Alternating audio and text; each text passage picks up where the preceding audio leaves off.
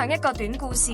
有一年的7月14日，我屋企會在每年農曆7月14食完晚飯後就會落街燒街衣，帶齊所有要燒街衣的物品落到樓下。突然落大雨，唔係普通雨咁簡單，大雨大到好似一桶桶水狂倒落嚟咁樣，根本冇辦法燒到衣。全街嘅人立即揾地方避，我哋返上屋企攞傘，再落返街等，希望雨會變細一啲先燒衣。我哋等咗都好耐時間，大約過了45分鐘。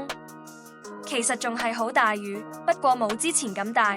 我媽就唔想等咁耐，於是一邊開始燒衣，成條街只有我哋燒。一放啲衣紙落大鐵桶時，只見鐵桶入面不停捲出龍捲風。燒過咁多次衣，都係第一次有龍捲風，其實都好正常。原先係好多家好多戶一齊燒，今次搞到得一度有野派，好自然全部衝嚟搶咁樣，點會唔狂起龍捲風呢？我哋仲未裝香蠟燭，我就踎喺地下，一邊頸夾住把傘，就開始點香。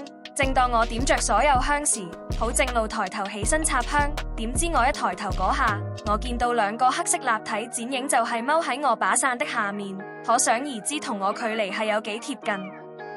我見到左面個黑影係微微抌低個頭，正在聞緊我點着的香，而右邊個頭抌得更低，喺度食緊支蠟燭。由於太突然，我係嚇咗一嚇，差點大叫出聲，但好在忍得住，我即刻彈咗起身，好快就唔見咗。